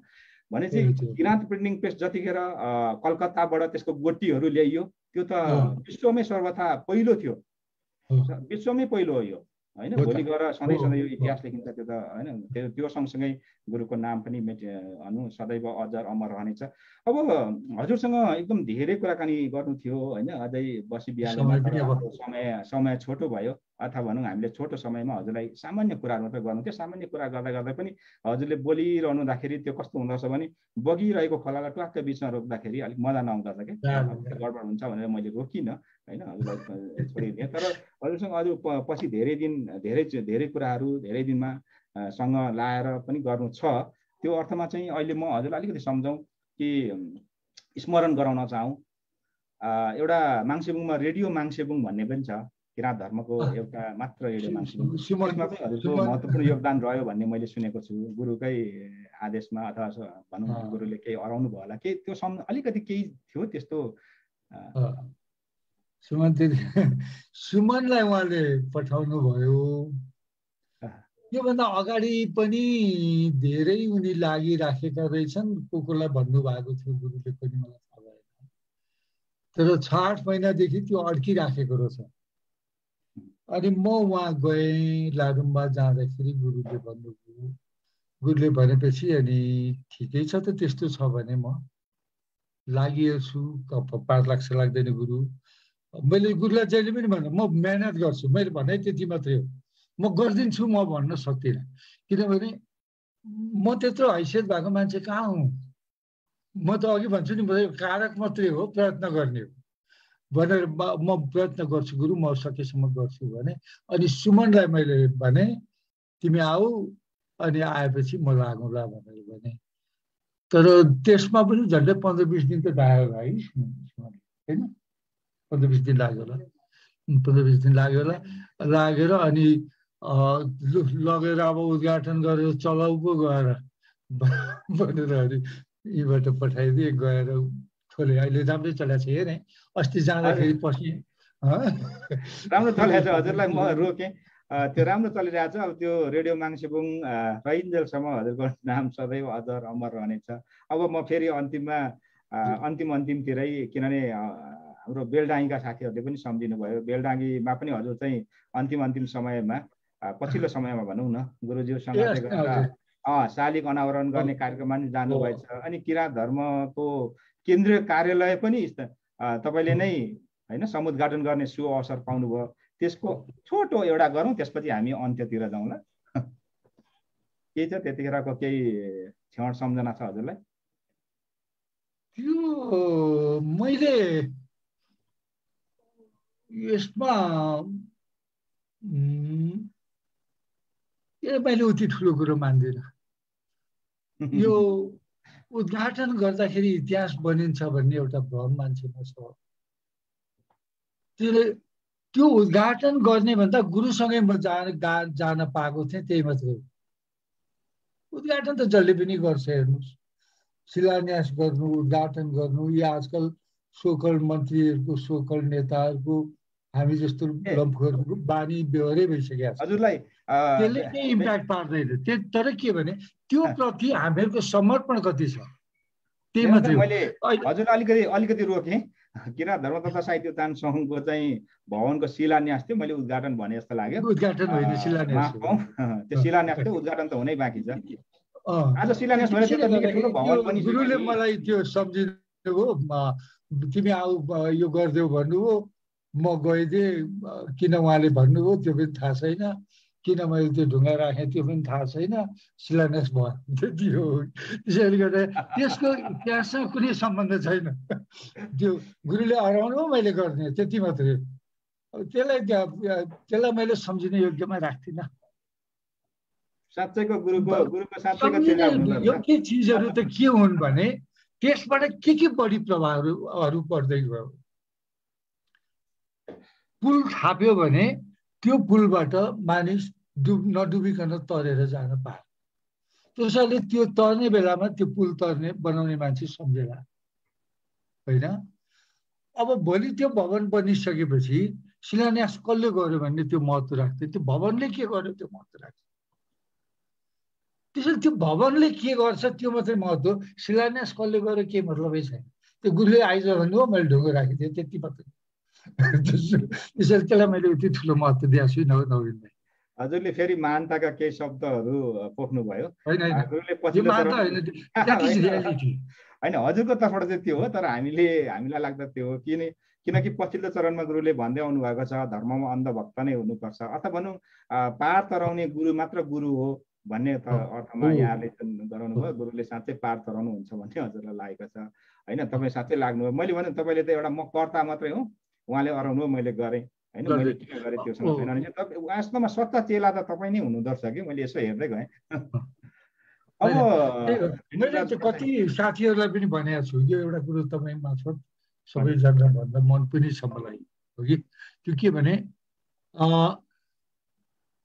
गुरुलाई हामीहरू विवाद हुने ठाउँहरूमा उपयोग नगरौँ। सबै चेलाहरूले यो कुरामा सचेत हुनुहोस्। गुरुलाई बचाउने र मार्ने भनेको उसको चेला हो, शत्रु होइन।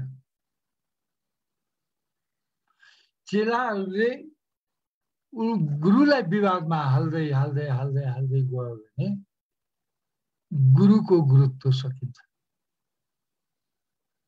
एउटा कथा छ नि, तपाईँको टाइम कति छ नि, 2 लाइनमा कथा भनौँ। एउटा गुरु, 2 लाइनमा म भन्छु। एउटा चेलाले के भनेछ भने मेरो गुरु त भयङ्कर रक्सी खानुहुन्छ।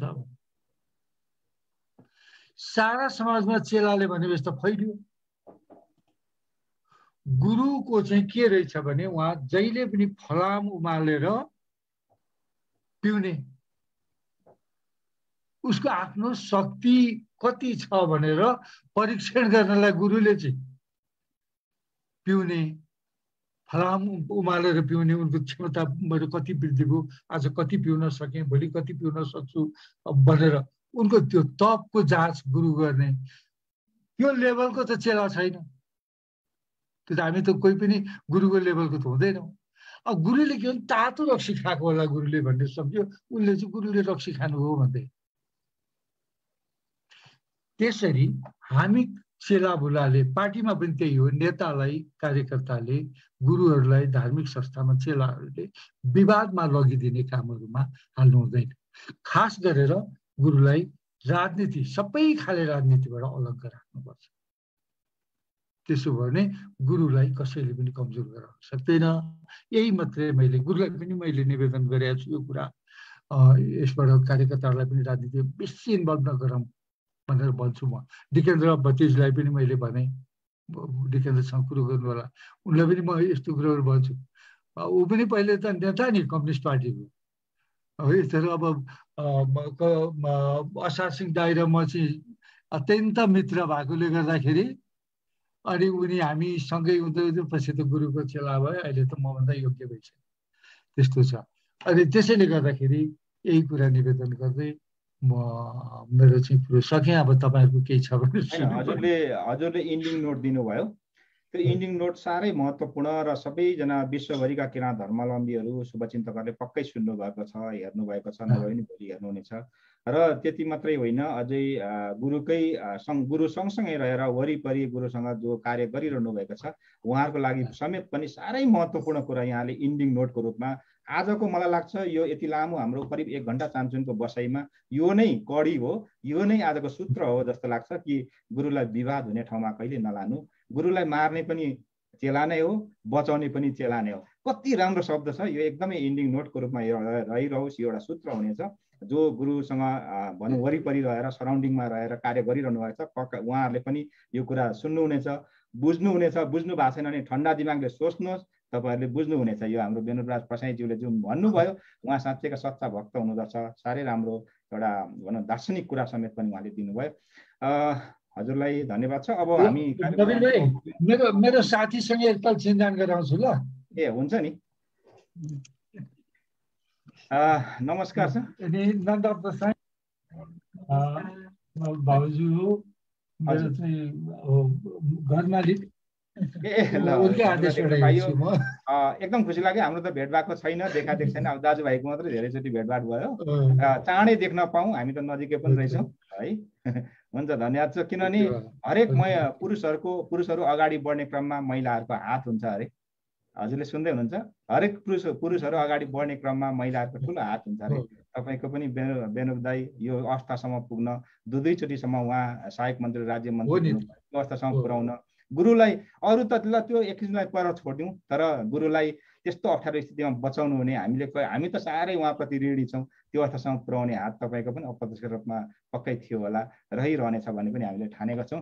पनि धन्यवाद छ। गुरुलाई हेर्ने त सुरुदेखि नै नन्दा नै हो, एकदम खुसी लाग्यो। जुम भर्चुअलमा पनि भेट्न पाइयो, यही त हो नि दाजुभाइको धेरै समयपछिको भेट। ओके ल, अब हामी कार्यक्रम अन्तिममा पुग्यौँ। यो फेसबुक पेजमा हाम्रो जहाँ लाइभ भइरहेछ त्यहाँनिर त्यस्तो कुनै कमेन्टहरू रहेनछ, शुभकामनाका सन्देशहरू मात्रै छ। मुख्य कुरो चाहिँ समय एकदम कम भयो, उहाँका कुराहरू सुन्नु एकदम मजा भइरहेको थियो, समय थप्नु पर्यो भन्ने कुराहरू चाहिँ रहेछ। पछि हामी सबैलाई यो कुरालाई मध्यनजर गर्दै उहाँहरूसँग हामी विस्तृत कुनै एउटा विषयलाई मात्र लिएर बस्न सक्नेछौँ। तर अहिले चाहिँ यो बसी बिहालो भनेको यस्तै हो। बसी बिहालो भनेको होइन, चौधारीमा यस्तै गफगाफ हो, दाजुभाइको गफगाफ भने नि मैले, अनौपचारिक जस्तो गफगाफ, तर महत्त्वपूर्ण कुराहरू पनि निस्किन्छन् र त्यो दस्तावेजीकरणको लागि एउटा महत्त्वपूर्ण पाटो। किराँत धर्मको भोलि इतिहास लेखिँदाखेरि, किराँत धर्म गुरु र गुरुआमाको इतिहास लेखिँदाखेरि, उहाँको जीवनी लेखिँदाखेरि यी कुराहरू पनि महत्त्वपूर्ण हुन्छन् भन्ने ठानेर बेनुराज प्रसाईज्यूको सँग तपाईँले भोगेका तिता मिठा कुराहरू, गुरुसँगका अनुभूतिहरू, संस्मरणहरू चाहिँ सधैँ जीवन्त रहिरहोस्। एउटा भिडियोको रूपमा, किन टेक्स्टको रूपमा मात्रै, अब भिडियोकै रूपमा रहोस् न, किन जमाना अहिले पढ्ने होइन कि डिजिटल युग छ अब, त्यो त हो नि। गीत पनि त्यो गीत हेरेको भन्छ, सुन्नुपर्ने गीत हेरेको भन्छ, ल किताब पनि पढ्नुपर्ने सुनेको भन्छ। यस्तो जमानामा हजुरको धेरैजना साथीहरूसँग, दाजुभाइ दिदीबहिनीहरूसँग भेटघाट भयो, ठाउँ ठाउँमा हुनुहुन्छ तपाईँहरू, आफ्नो कल्चर जोगाएर राख्नुहोस्। हामीहरू जुनसुकै जात जातिको भए पनि परदेशमा गएपछि सबै नेपाली। ती सबै नेपालीलाई सङ्गठित गरेर राख्नुहोस्। अहिले मैले सबैलाई के भन्दैछु भने नेपालको पहिचान भनेको बुद्धिज्म हो, किराँत धर्म हो, हिन्दू धर्म हो। यसलाई हामीहरू समष्टि रूपमा ओमकार समाज भनेर भन्न सक्छौँ। दुर्भाग्य के छ भन्नुहुन्छ भने किराँत धर्मको जसले रक्षा गरेका छ उनीहरूसँग पनि अथाह सम्पत्ति छैन, हिन्दूहरूसँग पनि अथाह सम्पत्ति छैन र नेपालको बुद्धिस्टहरूसँग पनि छैन। अथाह सम्पत्तिले यी धर्महरूमा आक्रमण भइरहेको छ र यो धर्मलाई बस्न ज्यादै गाह्रो छ। त्यसैले त्यो सम्पत्ति, त्यो प्रवृत्तिबाट बाँच्नलाई ओमकार समाज सङ्गठित हुनुपर्ने आवश्यकता छ। यो चिजमा सबै तपाईँहरूले ध्यान दिनुहोस्। यो चाहिँ मेरो आफ्नो पर्सनल सोच भएकोले गर्दा तपाईँहरूलाई निवेदन गरे। तर अब बडो खुसी लाग्यो। ठिक छ हजुर, हजुरको त्यो रिक्वेस्ट हो, त्यो यो उहाँको रिक्वेस्ट हो। यद्यपि हामी चाहिँ आफूलाई ओमकार समूह अन्तर्गत भन्दैनौँ, ओतका, किनभने हामी ओत चलाउँछौँ, सुन्दा चाहिँ उस्तै उस्तै सुनिन्छ। यो उहाँको त्यो अघि मैले भने नि नियत चाहिँ सफा छ, त्यसले गर्दाखेरि नियततर्फ जाउँ, शब्दहरू कहिलेकाहीँ होइन, शब्दतिर नजाउँ होइन। अनि म अब यो जुम भर्चुअल जुन हाम्रो भिडियो कन्फरेन्सिङमा जोडिनु भएकोबाट केही कुरा छ भने, कसैको छ भने हात उठाउनु होला, केही जिज्ञासा छ भने।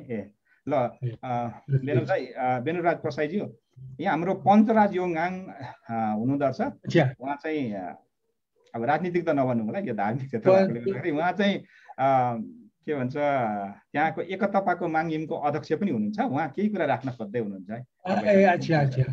यहाँ चाहिँ कृपया राजनीतिक कुरा त्यहाँको माङिमको अध्यक्ष पनि हुनुहुन्छ, उहाँले केही कुरा मैले चाहिँ एउटा सानो प्रश्न राख्न खोजेँ हजुरलाई होइन। हजुर त्यही त तपाईँले वर्तमान किराँत धर्मगुरु आत्मानन्द लिङ्गदेन सेङज्यूबाट शब्दी तपाईँले लिनुभएको भन्ने मैले सुने। यो मैले यहाँ करेन्ट पनि राम्रो भएर सुन्न पनि पाइनँ हजुर होइन। अनि राष्ट्रिय जनगणना 2078 आउँदैछ, अनि यसमा अब धर्मको महलमा तपाईँले के लेख्नुहुन्छ होला भनेर मेरो सानो जिज्ञासा। सायद सोध्न त मिल्थ्यो कि मिल्थेन, तर यो विश्वभरिको उत्सव हाम्रो एकछिन पञ्चजीलाई रोक्न चाहे। यो अब व्यक्तिगत यो त कस्तो भने चुनाव आउँदैछ, भोट चाहिँ कुनमा लाउने भने जस्तो हो। त्यस्तो कुराहरू मैले अघि नै भनेको थिएँ होइन। अनि अर्को कुरा के हो भने उहाँ दीक्षित हुनु भएको होइन, उहाँ चाहिँ किराँत धर्मगुरुसँग अघि मैले सुरुमै यो होइन, उहाँले मैले सुरुमै यो के अरे सुरुवात गर्दाखेरि नै अलिकति भूमिका बाँधेको थिएँ। हाम्रो पञ्चजी हुनुहुन्थेन रहेछ, त्यसले गर्दाखेरि त्यो भूमिका बाँध्दाखेरि भने गुरुलाई सहयोग गर्नेहरू सबै धर्ममा प्रवेश गर्नुपर्छ भन्ने नै छैन होइन, त्यस्तो आवश्यकता पनि छैन। उहाँ अर्को धर्ममा रहेर पनि गुरुलाई गुरु त मान्न पाउनु भयो नि त। किनभने गुरु भनेको त त्यो भनौँ आश्रमभित्र बसेका सीमित व्यक्तिहरूको मात्रै गुरु होइन नि त होइन। गुरु आश्रमभित्र बसेका केही सीमित संसारभरिको सबै व्यक्तिले म एउटा सानो कुरो भनिहाल्छु, के छैन। हजुर हजुर भन्नु न। दीक्षित भनेको के हो? दीक्षित भनेको ज्ञान हो। हजुर, त्यो ज्ञान मैले गुरुबाट पाएको छु, तपाईँहरूभन्दा बेसी पाएँ होला। तर त्यो ज्ञान उमेरले गर्दा, सङ्गतले गर्दा मैले तपाईँहरूले त्यति सङ्गत गर्न पाउनु भएन, कम भयो होला। त्यसो दीक्षित हुँदै चेला चिनी हुन्छ भन्ने छैन। दीक्षित नभइकन पनि त्यो ज्ञानलाई राम्ररी बुझ्यो भने त्यो दीक्षित सरह हुन्छ। रहेको कुरो जनगणनामा के लेख्ने त्यो तपाईँहरूको विवेकको कुरो। यसमा यो लेख भनेर देखिराखेको छु म, यो लेख भनेर कराइरहेको छु, त्यो होइन। तपाईँहरूले जे मन लाग्छ त्यो लेख्नुहोस् न, जे सत्य हो त्यो लेख्नुहोस्।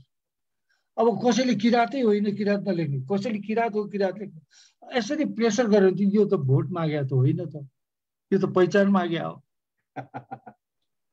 त्यसो गर्दा त्यो पहिचान मागे चिज भएकोले जे पहिचान हो त्यो लेख्नुहोस्। म पनि त्यही लेख्छु, मेरो जे पहिचान हो त्यही लेख्छु।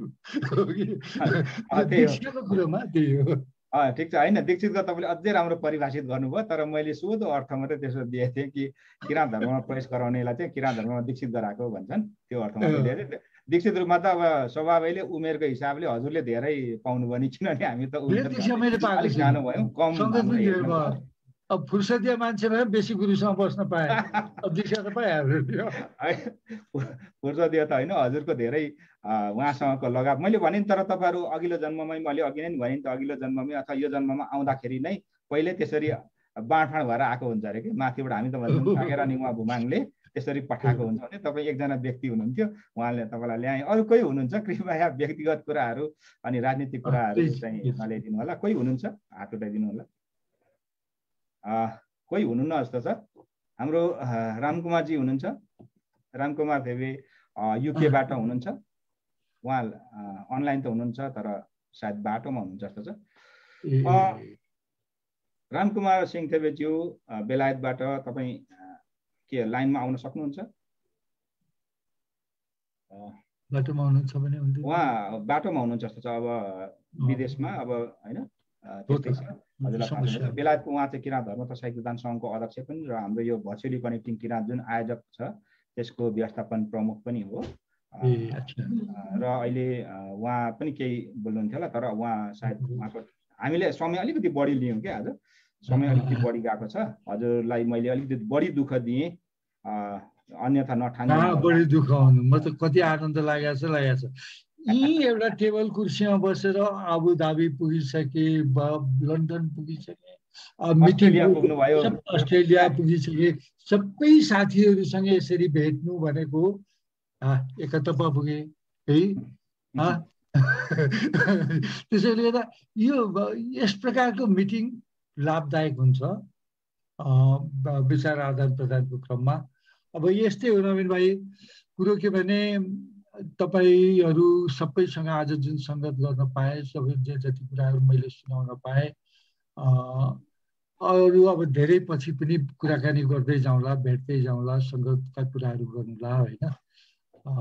अहिले चाहिँ अब हामीहरू के गर्नु? अब हामी हजुरलाई धन्यवाद दिएर हामी बिदा माग्छौँ र हजुरले आज भनौँ आफ्नो व्यस्त समय दिएर पनि यहाँ आइदिनु भयो। हजुरलाई एकदमै धेरै धेरै धन्यवाद छ आयोजक समितिको तर्फबाट।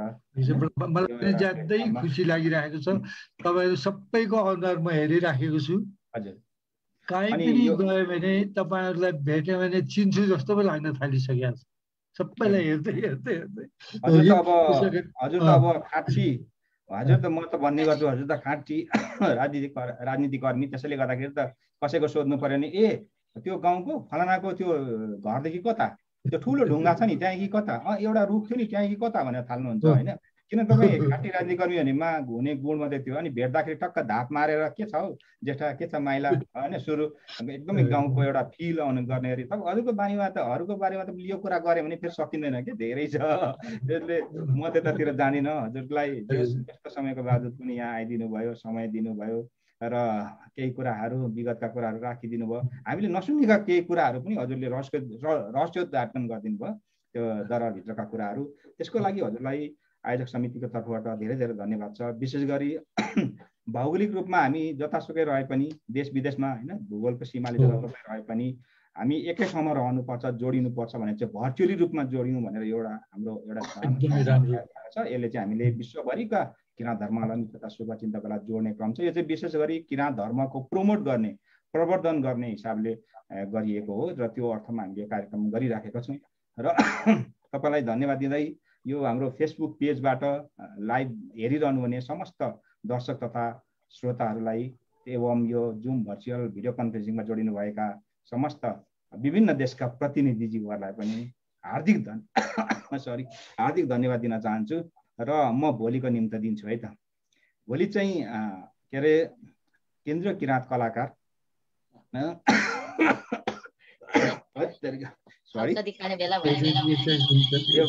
झन्डै रोगले भेटायो कि जस्तो भइसक्यो होइन।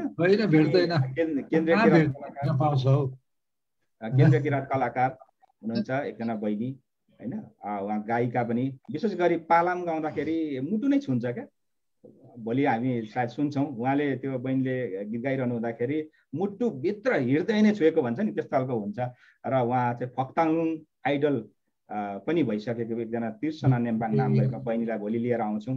भोलिको कार्यक्रम चाहिँ हाम्रो आज जस्तो अलिक भनौँ चिन्तन मननको हुँदैन। भोलिको कार्यक्रम चाहिँ सङ्गीतमय किसिमको बनाउने कोसिस गर्नेछौँ। भोलि पनि यहाँहरू आइदिनुहोस् है भन्दै म निम्तो दिन चाहन्छु।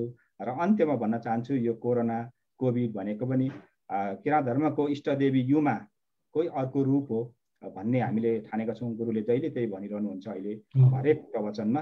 र त्यो युमाको नाममा चाहिँ पूर्वतर्फ फर्केर यो कोरोना चाँडै हटाइदिइहाल्नु भन्ने तरिकाले सोचेर होइन चाहिँ धुप पोल्न नबिर्सौँ, घरमै बसौँ र सुरक्षित रहौँ भन्दै म प्रस्तुता माङ मिङ्सो हाङलिङदेन पनि बिदा चाहन्छु।